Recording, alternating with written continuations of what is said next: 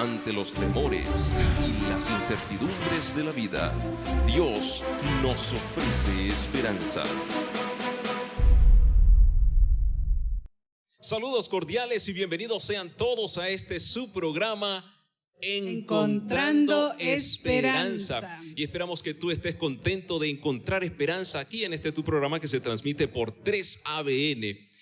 Saludos, Julia. Estamos desde aquí, desde Fort Worth, Texas, para todos ustedes. Muchas gracias por dejarnos entrar a sus hogares en esta hermosa serie Encontrando Esperanza. ¿Cuál es el tema de esta noche entonces? El tema de esta noche es muy importante. Se titula Señales que no podemos ignorar. ¿Y cuáles serán esas señales que no podemos ignorar? Lo vamos a aprender esta noche, pero está relacionado con el libro de Apocalipsis. Muy interesante. ¿Qué serán esas señales? Si tú te estás preguntando allí donde nos estás viendo, ¿qué serán esas señales? Y quieres que otros también puedan conocer cuáles son, llámales, comunica a otros y que sintonicen este programa. Esta serie está, la programación de esta serie está dirigida por el pastor Eduardo Canales. Así es, el pastor Eduardo Canales es un pastor reconocido internacionalmente por sus temas tan precisos en de este tipo de temas, ¿sabes?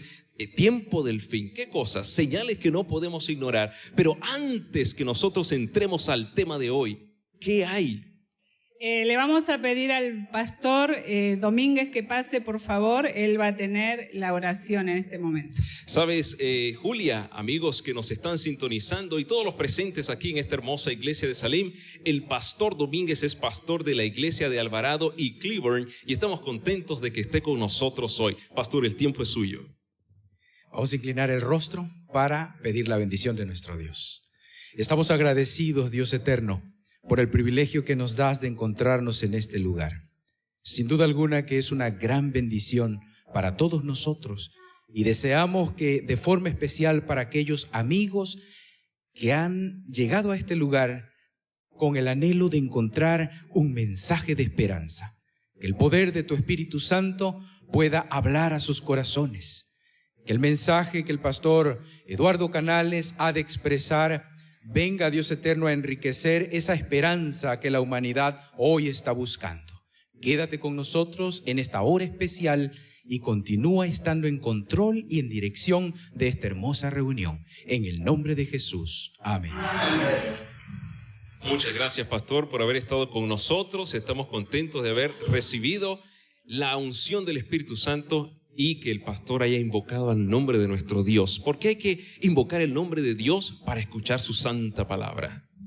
Amén. Aún hay más en esta noche. Tenemos Así una es. excelente sorpresa. ¿Y cuál es esa sorpresa, Julia? Háblanos un poco de eso. Bueno, tenemos dos invitados muy especiales que van a alabar el nombre de Dios en una hermosa alabanza. Así es, y sus nombres son Pastor Alex Domínguez y su esposa Claudia Domínguez, y van a estar con nosotros elevándonos al trono de la gracia de nuestro Dios. El tiempo es suyo.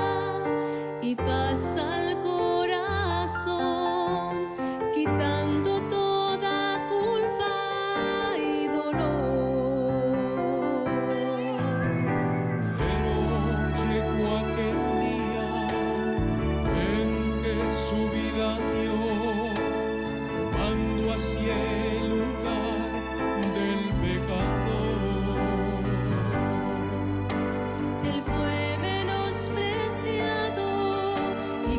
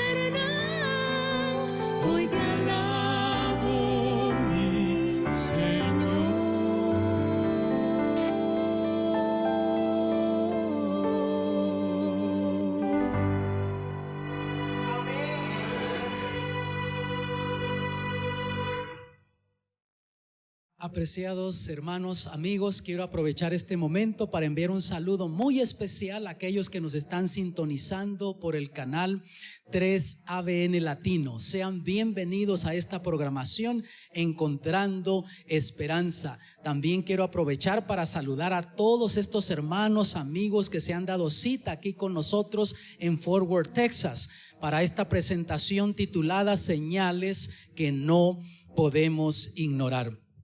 En cierta ocasión el Señor Jesús se encontraba con sus discípulos caminando por las instalaciones del templo en la ciudad de Jerusalén. Y los discípulos le hablaban de la belleza de esas estructuras del templo. Y ese relato lo encontramos en el libro de Mateo capítulo 24, versículos 1 y 2. Y dice lo siguiente: cuando Jesús salió del templo y se iba, se acercaron sus discípulos para mostrarle los edificios del templo.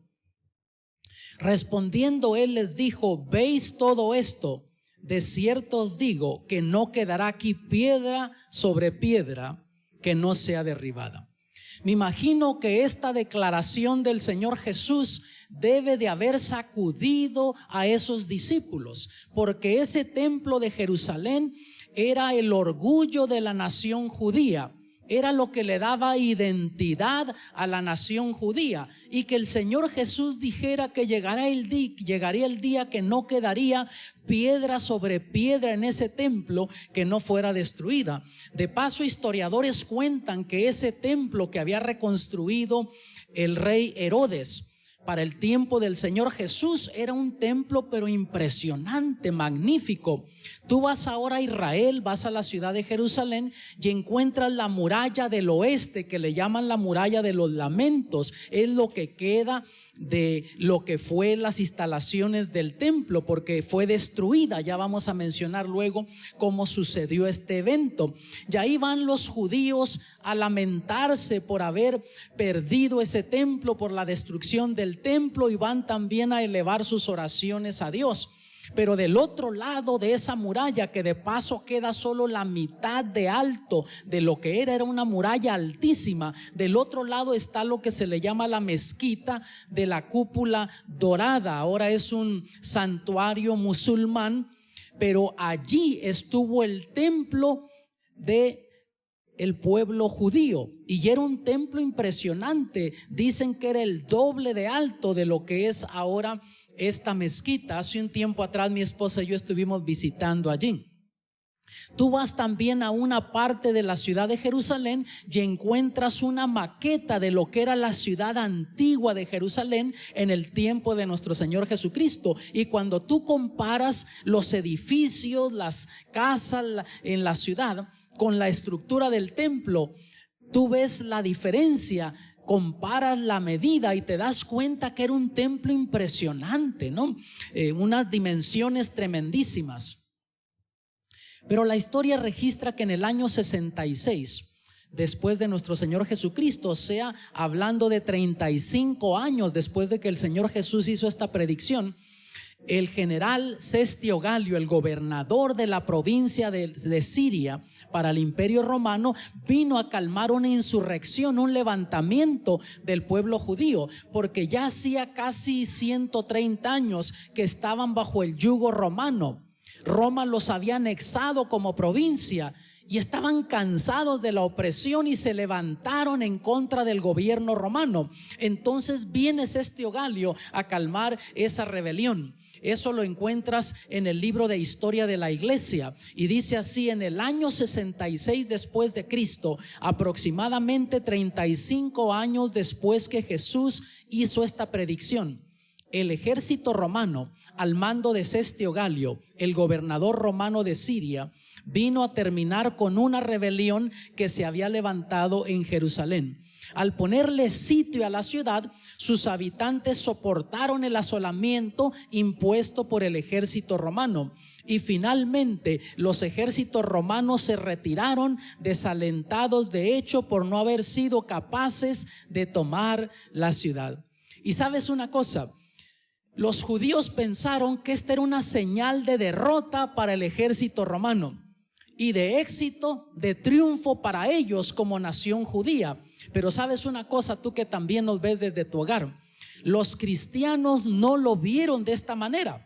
Los cristianos que vivían en la ciudad de Jerusalén y en el territorio de Judea, ellos recordaron un consejo que el Señor Jesús les había dado en esa ocasión cuando había hecho la predicción de la destrucción del templo.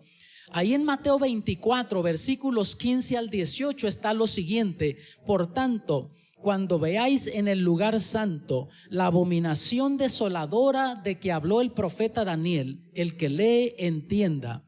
Entonces los que estén en Judea huyan a los montes, el que esté en la azotea no descienda para tomar algo de su casa, y el que esté en el campo no vuelva atrás para tomar su capa.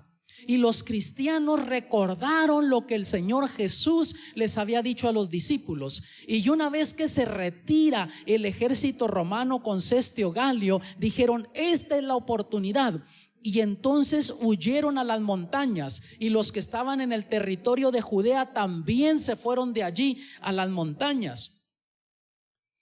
Y sabes, apenas 3 años y medio después viene otro general romano, el general Tito, en el año 70 con su ejército romano, y él sí logró vencer las resistencias del pueblo judío y destruyó la ciudad, la incendió, incluso el templo también.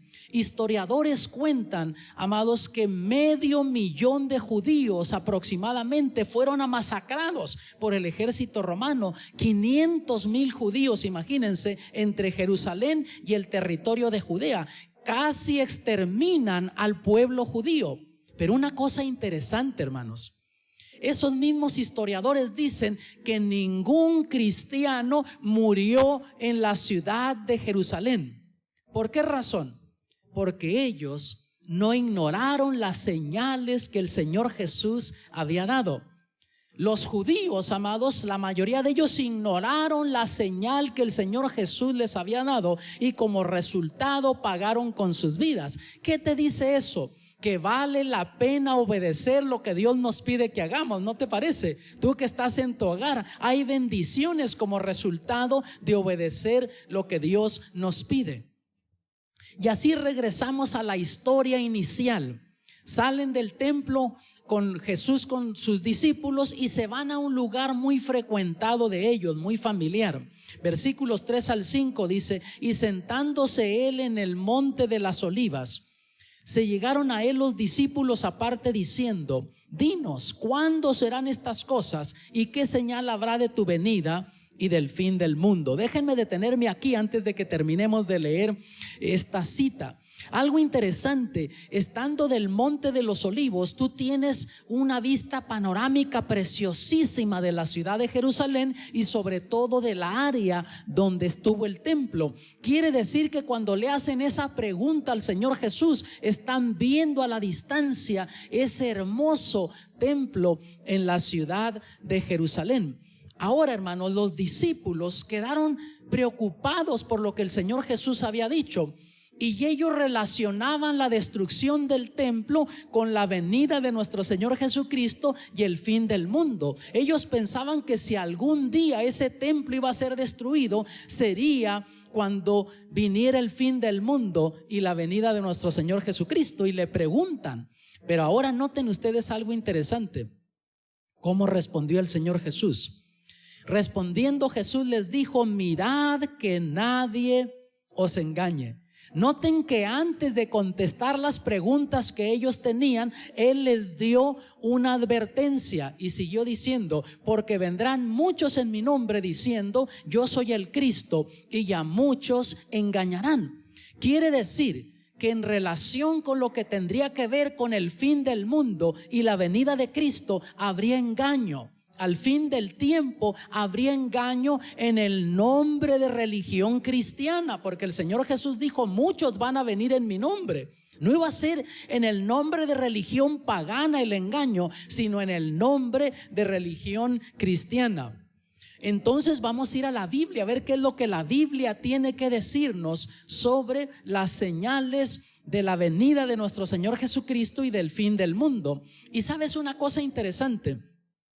Hay gente que al leer el capítulo 24 de Mateo y analizar las señales, confunden las señales, le aplican a las señales del fin del mundo, señales que tenían que ver con la destrucción del templo. Y a veces a la destrucción del templo le aplican señales que tienen que ver con la venida de nuestro Señor Jesucristo y el fin del mundo, que son dos eventos completamente diferentes. El Señor Jesús dejó señales que tenían que ver con la destrucción del templo, que eso ya está en la historia, y entonces dio señales que tenían que ver con su venida y con el fin del mundo. Así es que vamos a ir a la Biblia, vamos a ver qué nos dice la Biblia, porque si está en la Biblia, yo lo creo. Si no está en la Biblia, no es para mí. Repetimos una vez más: si está en la Biblia, yo lo creo. Si no está en la Biblia, no es para mí. El Señor Jesús habló de señales que se iban a hacer evidentes en el cielo, que marcarían su venida y el fin del mundo. Por ejemplo, ahí en Mateo 24, 29, vean, Él dijo: y luego, después de la aflicción de aquellos días, el sol se oscurecerá y la luna no dará su lumbre y las estrellas caerán del cielo y las virtudes de los cielos serán conmovidas. Y vean el versículo siguiente, el 30. Y entonces se mostrará la señal del Hijo del Hombre en el cielo. Y entonces lamentarán todas las tribus de la tierra y verán al Hijo del Hombre que vendrá sobre las nubes del cielo con grande poder y gloria. Quiere decir que cronológicamente primero se manifestarían esas señales en el sol, la luna, las estrellas, y luego después de eso vendría el Señor Jesús en gloria. Ahora la pregunta es: ¿ya se han cumplido esas señales o están por cumplirse? ¿Será que nosotros podemos saber aproximadamente en qué etapa de la historia se deberían de cumplir estas señales? Bueno, la clave está en el versículo 29. Nota lo que dice: y luego, después de la aflicción de aquellos días. El Señor Jesús habló de un periodo de persecución, un periodo de aflicción que vendría primero. Después vendrían las señales en el sol, luego la luna, las estrellas, y entonces el Señor Jesús aparecería en gloria.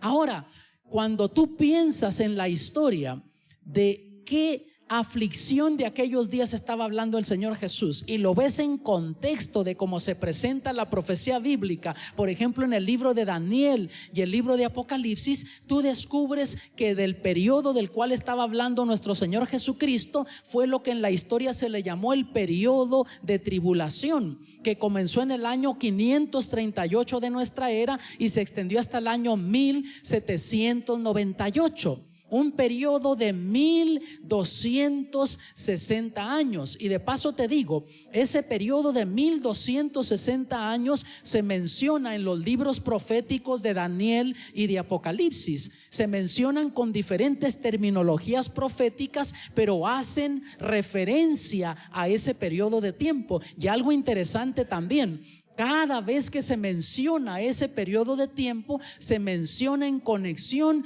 con el surgimiento de Roma papal como poder político religioso, y está registrado en la historia que Roma papal comenzó a reinar como poder político religioso en el año 538, y de ahí comenzó a contar ese tiempo y nos lleva hasta el año 1798 de nuestra era. Hubo momentos en la historia cuando Roma prohibió que la gente tuviera la Biblia en sus hogares, y era penado en algunos casos aún con muerte.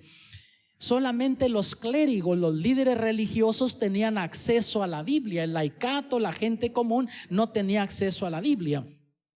Ese fue el periodo cuando muchos fueron perseguidos. Incluso hubo momentos en la historia cuando cristianos fueron llevados a la hoguera, en los circos romanos también. Ahí está el Coliseo romano todavía como testimonio, las ruinas de lo que fue el Coliseo romano. Tú vas también a la ciudad de Roma y encuentras pasadizos subterráneos que se les llaman las catacumbas, donde se refugiaron esos cristianos. Tienes unos 15 kilómetros o más de pasadizos subterráneos donde por ese periodo de tiempo los cristianos se refugiaron. Luego, en ese mismo periodo de tiempo es cuando llegaron los peregrinos a lo que ahora entendemos como las costas del norte o del área noreste de Estados Unidos o de Norteamérica. Y eran peregrinos cristianos que venían buscando una tierra donde ellos pudiesen adorar libremente a Dios conforme sus conciencias les dictaban. La mayoría de ellos eran puritanos, gente que creía en lo que la Biblia dice, guardaban los mandamientos de Dios y querían encontrar un lugar donde ellos pudiesen adorar libremente a Dios, y venían huyendo esa persecución religiosa en Europa. Y el Señor Jesús dijo que después de la aflicción de aquellos días, el sol se iba a oscurecer. Y tú descubres que en la historia quedó registrado el oscurecimiento del sol el 19 de mayo del año 1780. Está en libros de historia, como en este diccionario de Webster. Mira lo que dice: día oscuro, el 19 de mayo de 1780, llamado así a razón de la oscuridad notable en ese día, que se extendió por todo Nueva Inglaterra. En algunos lugares las personas no podían leer a la luz del día por varias horas. Los pájaros cantaron su canto vespertino, desaparecieron y quedaron en silencio. Las aves de corral fueron al gallinero, el ganado buscó el establo y las velas se encendieron en las casas. La verdadera causa de este fenómeno es desconocida. Y así quedó registrado ese fenómeno como una causa desconocida. Los científicos nunca pudieron probar qué es lo que sucedió, porque no había un eclipse, ningún tipo de eclipse, y no era otra cosa más que el reloj profético marcando que entrábamos a lo que la Biblia llama el fin del tiempo. Ahora, hermanos, también Jesús dijo que el sol se iba a oscurecer, pero luego que la luna no iba a dar su lumbre. Y esa misma noche la luna estaba roja como sangre y no había también ningún tipo de eclipse. Incluso en Apocalipsis, hablando de esas señales, mira lo que dice Apocalipsis 6:12: y el sol se puso negro como un saco de cilicio y la luna se puso toda como sangre. Y una vez más, este evento quedó en la historia como un fenómeno que nunca se pudo explicar científicamente. Luego el Señor Jesús dijo que se iba a oscurecer el sol, la luna no iba a dar su lumbre y las estrellas iban a caer del cielo. Y en la historia quedó registrado como la caída de las estrellas el 13 de noviembre del año 1833. Y antes de eso ha habido otras caídas de estrellas, después de eso ha habido otras más también. Pero esta fue muy peculiar porque la historia registra que más de 1 billón de estrellas cayeron en 4 horas. No millón, billón, al punto que se iluminaba la ciudad, se iluminaban como si fuera de día, así como cuando encienden las luces en un estadio de deportes. Estaba eso pero impresionante, y la gente, hermanos, pensaba que era el fin del mundo, al punto que mucha gente salía a la calle corriendo, clamando por la misericordia de Dios. Personas que estaban en centros de vicios salían a la calle y caían de rodillas pidiendo a Dios por misericordia, pensando que era el fin del mundo, pero no era el fin del mundo, era una señal que marcaba que el fin del mundo se acercaba. Y las iglesias estuvieron repletas los días siguientes, pero una vez que todo siguió a la normalidad, la gente se olvidó de Dios. Y así es el ser humano, hermanos. Busca a Dios en los momentos de crisis, en los momentos de dificultades. Aún hace promesas el ser humano a Dios: si me sacas de esta, te voy a servir, voy a hacer tu voluntad, voy a dedicarme a ir a la iglesia, a estudiar la Biblia, a dedicar a mi familia para ti, Señor. Y una vez pasa la crisis y la gente se olvida de las promesas que le ha hecho a Dios. También habría señales en la tierra que indicarían que el fin del mundo se acerca. Por ejemplo, en el mundo político, el Señor Jesús habló de señales específicas allí. Por ejemplo, en Mateo 24:6, vean, Él dijo: y oiréis guerras y rumores de guerras. Mirad que no os turbéis, porque es menester que todo esto acontezca, mas aún no es el fin. El hecho que se desataran esas guerras sangrientas no era señal que el fin del mundo venía, simplemente que marcaba una señal más que indicaba a ese evento.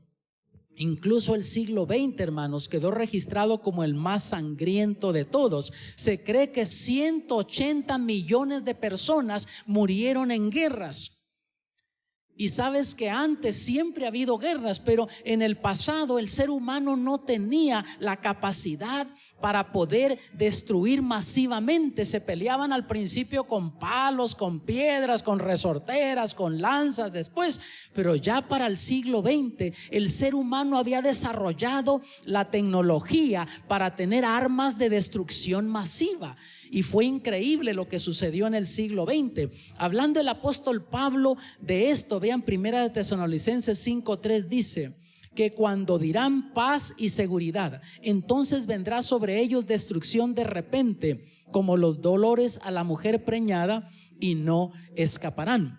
Una vez que se desataran las guerras sangrientas como señal del fin, hermanos, no se iban a detener. Y vemos que se estableció ese organismo de las Naciones Unidas para tratar de establecer la paz mundial. Y vemos que no se ha logrado.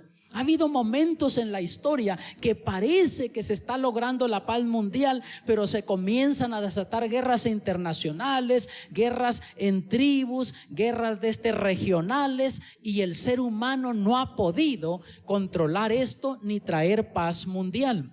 Por otro lado, tenemos el problema del terrorismo. Y ahí en Lucas 21, versículos 25 y 26, el Señor dijo: y en la tierra angustia de gentes por la confusión del sonido de la mar y de las ondas, secándose los hombres a causa del temor y expectación de las cosas que sobrevendrán a la redondez de la tierra. Se ha comprobado que personas que han sobrevivido un ataque terrorista nunca son las mismas, quedan marcadas emocionalmente para siempre. También habría señales en el mundo científico que marcaría el fin del mundo y la venida de nuestro Señor Jesucristo. Si vamos al libro de Daniel, escribiendo el profeta Daniel, allí en Daniel 2:12-4 dice: muchos correrán de aquí para allá y la ciencia se aumentará. Quiere decir que cuando nos acercáramos al fin del tiempo, los medios de transportación iban a aumentar tremendamente, y hemos visto eso ahora, hermanos. Es increíble lo que se ha logrado en esa área. Tú puedes, digamos, desayunar aquí en el área de Dallas y agarrar un avión. Hay unos que son ultrasónicos que puedes estar al otro lado del mundo para cenar ese mismo día. Una cosa increíble, pero también la ciencia dice que se iba a aumentar. Y hemos visto cómo la ciencia se ha aumentado prácticamente en todas las áreas. Y claro, esos avances en la tecnología han facilitado en su mayoría el estilo de vida para el ser humano, pero hay quienes han utilizado la tecnología también y sus avances para hacer daño, para destruir. Pero si nosotros nos concentramos solo en el área médica en estos momentos, y tú te pones a pensar lo que se ha logrado, hoy por hoy pueden hacer una operación de corazón a larga distancia. Puede estar un médico, digamos, aquí en la ciudad de Dallas haciendo una operación, y con un robot, digamos, en Europa podría estar, o en México, es un enfermo, y con un robot puede estar operando a precisión, porque la ciencia se ha desarrollado de esa manera. Mira aquí en el versículo 7 de Mateo 24, el Señor Jesús dijo: y habrá pestilencias, o sea, al fin del tiempo como nunca antes habría plagas. Y vemos cómo hoy por hoy estas epidemias se han propagado. Por ejemplo, el SIDA, eso asusta a cualquiera. Malaria, neumonía, tuberculosis, ébola, sífilis, gonorrea, cólera. Y muchas de estas epidemias existieron en el pasado, y la ciencia médica pensaba que ya había erradicado esas epidemias, pero han vuelto a brotar en algunas partes del mundo. Y lo interesante del caso, que las vacunas que tenían o antídotos no funcionan, no responden estas epidemias ahora a esos antídotos. El SIDA, por ejemplo, hay países donde en África, yo he estado ahí, 1 de cada 5 hombres está infectado con el SIDA. Eso preocupa a cualquiera. Yo incluso le digo a mi esposa que si la gente no se abstiene de la promiscuidad por valores morales y religiosos, lo debería de hacer por principios de salud, porque yo te digo, hoy por hoy cualquier persona fácil puede quedar infectada con el SIDA. Yo le digo a mi esposa, de paso ya tenemos 40 años de casados, y le digo que yo prefiero vieja conocida que joven con SIDA. ¿No creen ustedes, hermanos? También el Señor Jesús habló de señales en el mundo económico que marcarían el fin del mundo. Aparte, ahí en el versículo 7, aparte de que mencionó epidemias, pestilencias, también el Señor Jesús dijo que iba a haber hambres alrededor del mundo. Y tú ves ahora que aproximadamente 10 millones de personas mueren de hambre cada año. Y este número está bajito, pero si tomamos este número, esto representa 30,000 personas por día que mueren de hambre. Una sexta parte de la población mundial no tiene suficiente que comer. Y en un tiempo cuando pensamos que hay países que tienen cantidad de riquezas y con todo no se ha podido aliviar el hambre en el mundo. En Apocalipsis 18:17 nos dice algo interesante, vean, porque en una hora han sido consumidas tantas riquezas. Si yo estuviese predicando una serie sobre el libro de Apocalipsis, yo les mostraría cómo el libro de Apocalipsis predice un colapso en las economías mundiales cuando nos acercáramos al fin del tiempo. Y yo te digo que ahora lo que estamos viendo alrededor del mundo, sin duda, es esta manifestación, el cumplimiento de la profecía bíblica. Hemos visto en el mundo económico señales que están marcando que Cristo Jesús viene pronto y el fin del mundo se acerca. También el Señor Jesús habló de señales en el mundo físico que marcarían que el fin del mundo se acerca. Aparte de que mencionó ahí en el versículo 7 epidemias, o sea, pestilencias, hambres, también dijo, y terremotos por los lugares. Se desarrollarían terremotos por todos lados. Y alguien me dijo, bueno, siempre ha habido terremotos. Es cierto, pero sabes que últimamente hemos visto un aumento en la intensidad. En la historia tenemos uno que se me viene a la mente, por ejemplo, el terremoto de Haití, donde murieron más de 250,000 personas en ese terremoto. Cada año se registran más de 6,000 terremotos considerables en el mundo, y algunos de ellos ni siquiera se registran porque no tienen la magnitud que ellos utilizan para registrar. Los tornados, o sea, desastres naturales, y aquí nosotros vivimos en lo que llaman el callejón de los tornados. No nos llega tan fuerte como más al norte, pero de cuando en cuando se habla de tornados. Vemos los huracanes también que devastan costas. Por otro lado, la palabra tsunami ni la conocíamos años atrás, y vemos ahora que es una palabra que asusta a cualquiera. Cuando piensas tú en el tsunami, se te viene a la mente ese tsunami que azotó las costas del Asia, donde más de 226,000 personas murieron. También el Señor Jesús habló de señales en el mundo moral que indicarían que el fin del mundo se acerca. Yendo al libro de Lucas capítulo 17, el versículo 26, noten lo que dijo el Señor Jesús: y como fue en los días de Noé, así también será en los días del Hijo del Hombre. ¿Cómo fue en los días de Noé? Tú que nos estás viendo en tu hogar, ¿cómo te imaginas que era la condición social y moral en el tiempo de Noé? Sigue diciendo el versículo 27, comían, bebían, los hombres tomaban mujeres y las mujeres maridos, hasta el día que entró Noé en el arca y vino el diluvio y destruyó a todos. Y ustedes se preguntarán, bueno, ¿qué había de diferente en esa condición social y moral del tiempo de Noé?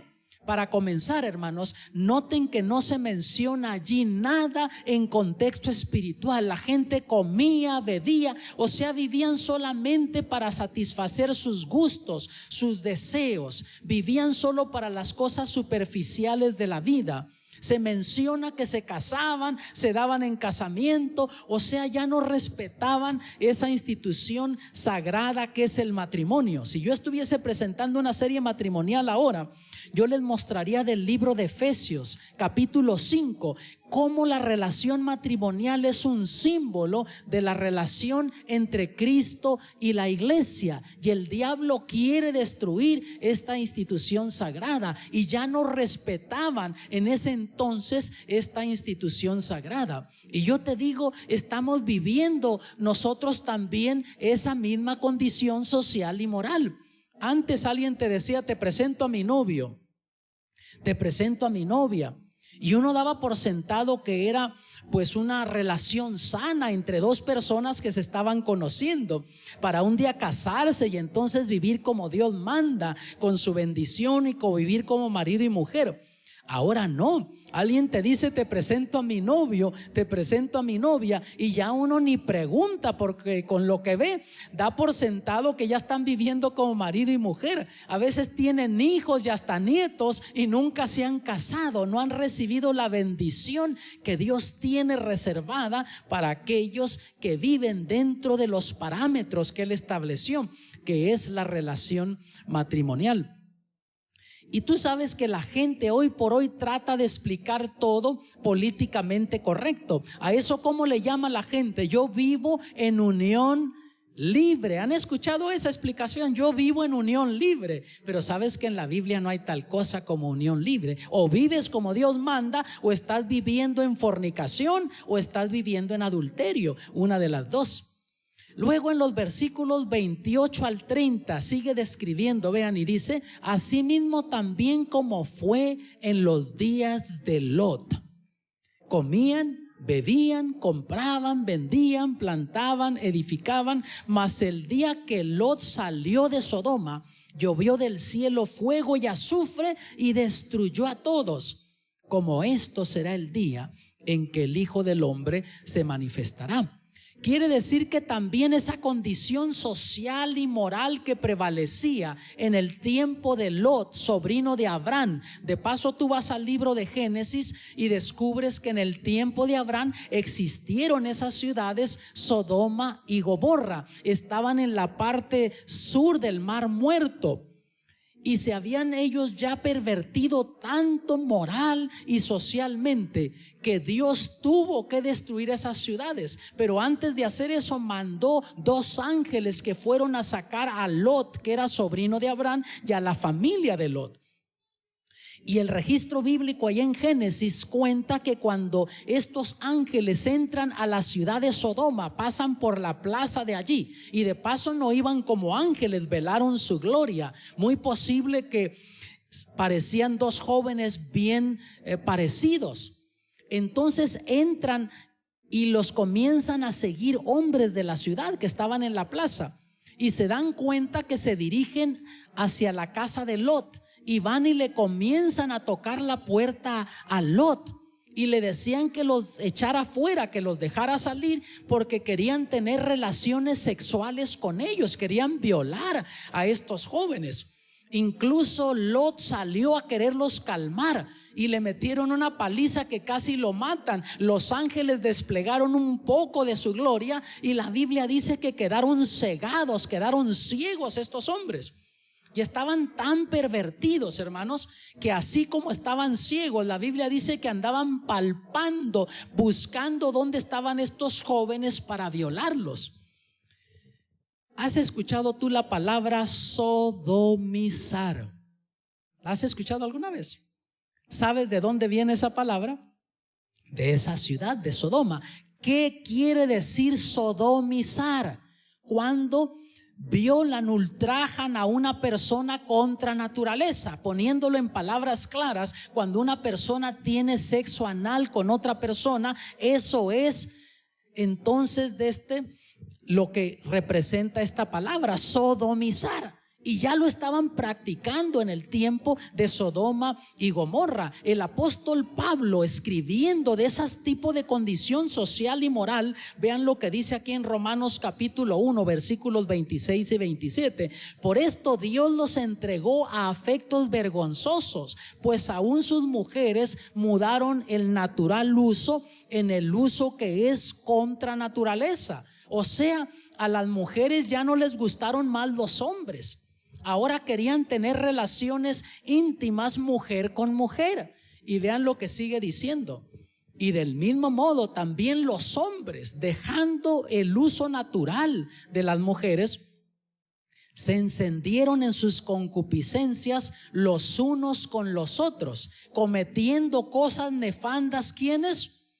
Hombres con hombres, y recibiendo en sí mismos la recompensa que convino a su extravío. O sea, ya los hombres también en Sodoma y Gomorra no querían vivir con mujeres, ahora querían vivir hombres con hombres, tener relaciones íntimas hombres con hombres. Y hermanos, yo me pongo a pensar en eso y digo, oye, me hacer contacto bigote con bigote como que no da, hermanos, ¿no les parece? Dios nos dio el bigote para que le hagamos cosquillitas a nuestras esposas, pero hacer contacto bigote con bigote como que no encaja eso. Quiere decir que ahora, en el tiempo en el que tú y yo estamos viviendo, tú, hermano que nos ves desde tu hogar, también estamos viviendo los pecados del mundo antediluviano. Mira lo que dice en Levíticos, es claro Dios. Levíticos 18:22, no te echarás con varón como con mujer, es abominación. Pero el ser humano trata de explicar todo políticamente correcto y dicen, yo vivo un estilo de vida alterno, cuando en la Biblia no hay tal cosa. Segunda de Timoteo 3 versículos 1 al 4, noten lo que dice, hablando de la condición social y moral que iba a prevalecer al fin del tiempo. Esto también sepas, que en los postreros días vendrán tiempos peligrosos. Y noten que el apóstol Pablo no está hablando de la condición social y moral del tiempo en el que él vivía en el primer siglo, aunque sin duda tenían sus problemas, pero él aquí describe una condición social y moral que iba a prevalecer al fin del tiempo. Y noten lo que sigue diciendo, que habrá hombres amadores de sí mismos, ávaros, vanagloriosos, soberbios, detractadores, desobedientes a los padres, ingratos, sin santidad, sin afecto, desleales, calumniadores, destemplados, crueles, aborrecedores. ¿De qué dice? De lo bueno, ¿notas? O sea, la gente hoy, en vez de aborrecer lo malo, aborrece lo bueno. Si tú invitas a alguien a venir a una reunión como esta, cuesta que la gente venga. Tiene una y mil excusas por qué no venir. ¿Por qué razón? Porque la gente pues no ama tanto las cosas buenas, las cosas espirituales, como ama las cosas superficiales de esta vida. Noten, traidores, arrebatados, hinchados, amadores de los deleites más que de Dios. Qué triste que la gente ame más los placeres de este mundo, los vicios, que amar a Dios mismo. Ezequiel 7:23 dice, haz una cadena, porque la tierra está llena de juicios de sangres y la ciudad está llena de violencia. Y hermanos, estamos viviendo nosotros esa condición social y moral. Hoy por hoy ya la mayoría de nuestras ciudades no son seguras, nuestros barrios no son seguros como eran en el pasado. Ahora la gente le quita la vida a cualquier otra persona por cualquier cosa, ya no hay respeto por la vida. Y ahora tú encuentras que aún adolescentes, niños, están cometiendo crímenes horrendos que antes ni siquiera un adulto cometía. Y cuando los interrogan, como que no muestran remordimiento, como que ya su conciencia está cauterizada, no responde a valores, no responde a principios. También el Señor Jesús habló de señales que se iban a hacer evidentes en el mundo religioso, que marcarían el fin del mundo.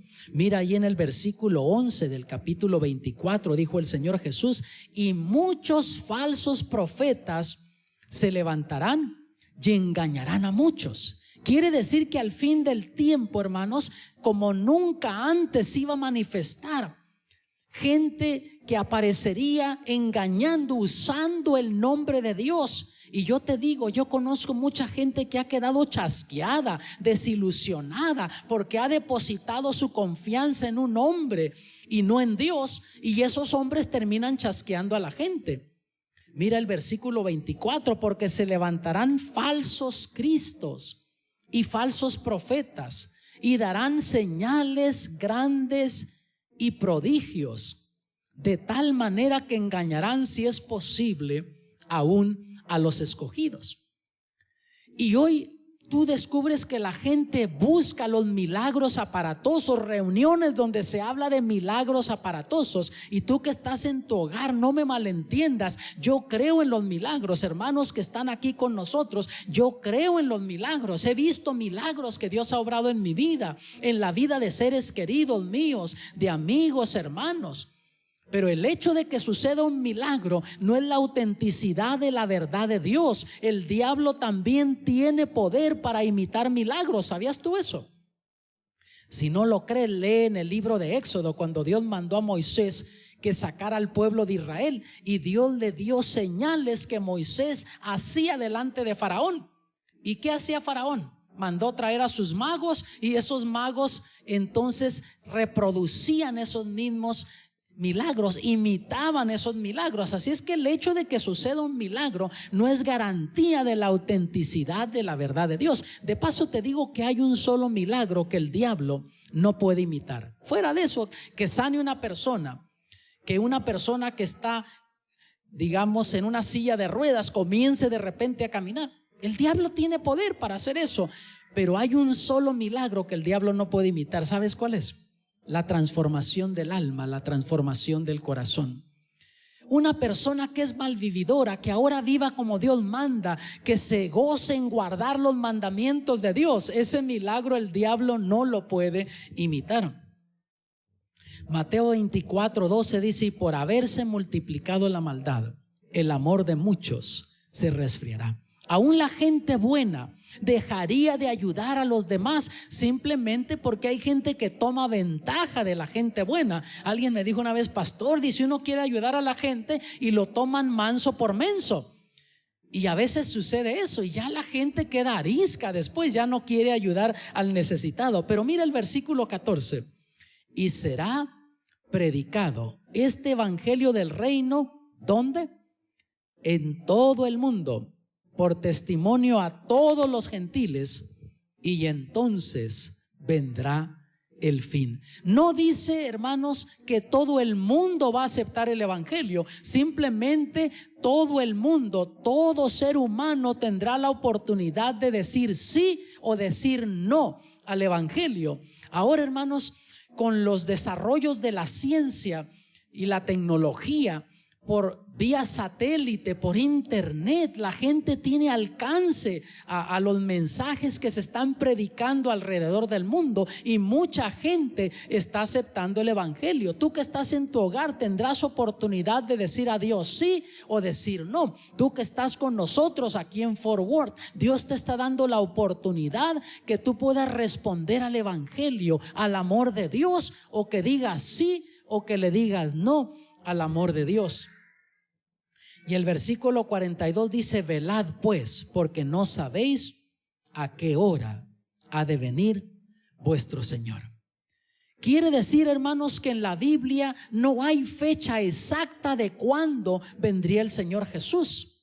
Incluso vean, aquí en primera de Juan 2:28, el apóstol Juan nos insta y dice: y ahora, hijitos, perseverad en él, para que cuando apareciere tengamos confianza y no seamos confundidos de él en su venida. O sea, dice el apóstol Juan que perseveremos, que nos mantengamos en la fe, que sigamos adelante ahí persistentes, para que cuando Cristo venga no nos sorprenda, no nos confunda la venida de Cristo. Y mira lo que dice segunda de Pedro 3:14: por lo cual, oh amados, estando en esperanza de estas cosas. O sea, si tu anhelo es ver que Cristo venga en gloria, si tu anhelo es tener la vida eterna, ir al cielo con tu familia, mira lo que dice: procurad con diligencia que seáis hallados de él sin mácula y sin reprensión, en paz. Que en tu corazón haya paz al saber que estás haciendo la voluntad de Dios. Que en tu corazón haya paz porque sabes que estás obedeciendo lo que Dios pide, que estás viviendo la vida cristiana. Y entonces cuando Cristo venga no te va a sorprender la venida de Cristo. Tú puedes tener el conocimiento intelectual de que Cristo viene, puedes conocer las profecías bíblicas, pero si te descuidas espiritualmente, te va a sorprender la venida de Cristo. Tendrás el conocimiento intelectual, pero no vas a tener el discernimiento espiritual para poder darte cuenta que ya se han cumplido las señales. En Mateo 24:36 lo dijo claro el Señor Jesús: empero del día y hora nadie sabe, ni aun los ángeles de los cielos, sino mi Padre solo. Entonces, si nosotros no sabemos, no hay fecha, ¿cómo es que entonces podamos saber si estamos viviendo al fin del tiempo o no estamos viviendo en ese tiempo? En los versículos 32 al 33 dijo lo siguiente el Señor Jesús: de la higuera aprended la parábola. Cuando ya su rama se enternece y las hojas brotan, sabéis que el verano está cerca. Así también vosotros, cuando vieres todas estas cosas, sabed que está cercano a las puertas. Cuando viésemos todas esas señales de las cuales Él habló, dice Él: estoy a las puertas. Y yo te digo, amado, fuera de la del versículo 14, que yo no digo que se ha cumplido en su totalidad, todas las otras, que son alrededor de 20 señales, ya se han cumplido en su totalidad. Solamente la de predicación del evangelio no se ha cumplido en su totalidad. Pero hermanos, eso es fácil ahora con la tecnología. El cielo ha dado sus señales, el sol, la luna, las estrellas han indicado que el fin del mundo se acerca. También las señales en la tierra han dado testimonio. El mundo político, el mundo científico, el mundo físico, el mundo económico, el mundo moral, el mundo religioso han dado testimonio que el fin del mundo se acerca y Cristo Jesús viene en gloria. La pregunta más grande para ti, para mí ahora aquí, y para ti que estás en tu hogar también: ¿estás tú listo? ¿Estás preparado espiritualmente para este gran evento? Y sabes, hay una batalla. El libro de Apocalipsis nos habla de una batalla que hay entre el bien y el mal, que comenzó en el mismo cielo, cuando Lucifer se rebeló en contra de Dios. Pero ¿sabes dónde se pelea la batalla más grande? Y cada día es en tu mente y en mi mente, por el control de nuestras acciones. El diablo quiere tener control de tus decisiones. Dios también quiere tener control de tus decisiones. Y depende a quién le des la oportunidad en tu vida, es quien va a ganar la victoria en tu vida. Y Dios quiere, amado, que tú puedas tener la victoria. El Señor te dice: hijo mío, dame tu corazón. Es todo lo que Dios necesita, tu voluntad, para Él comenzar a hacer esos cambios que se necesitan en tu vida, esos milagros para que tú puedas vivir la vida cristiana. Quiere decir, amados, que el ignorar las señales, para los que vivieron en el tiempo de la ciudad de Jerusalén en el primer siglo, en el año 70, hubo un precio muy alto que pagar. Para nosotros ignorar ahora esas señales que nos dejó el Señor Jesús para el tiempo del fin, también hay un alto precio que pagar. Él no quiere que tú ignores esas señales. Tú que nos ves desde tu hogar, el Señor quiere que tú pongas atención a estas señales y descubras, sepas que estamos viviendo al fin del tiempo, y que hagamos todo lo posible para prepararnos espiritualmente para este día glorioso. Dios te quiere salvar a ti, me quiere salvar a mí, y te invita a que tú y yo, te invita a que tú le rindas tu voluntad, me invita a mí también. Y conocer las señales no nos va a salvar. Ese conocimiento intelectual, necesitamos aceptar a Jesús en nuestras vidas. Yo quiero estar preparado ese día cuando Cristo venga. ¿Lo deseas tú también? Déjame ver tu mano, yo quiero orar por ti. También voy a orar por ti que estás allá viéndonos desde tu hogar. Padre Celestial, te agradecemos por este mensaje en esta ocasión. Oh Padre, aquellos que ignoraron esas señales en la ciudad de Jerusalén pagaron un alto precio. Ayúdanos, Señor, a nosotros no ignorar estas señales. Ayúdanos a nosotros estar preparados, estudiando tu palabra, orando constantemente, velando, viendo, esperando, para que ese día, Padre, tú nos puedas entonces salvar, puedas darnos la vida eterna, porque lo pedimos en el nombre de Jesús. Amén.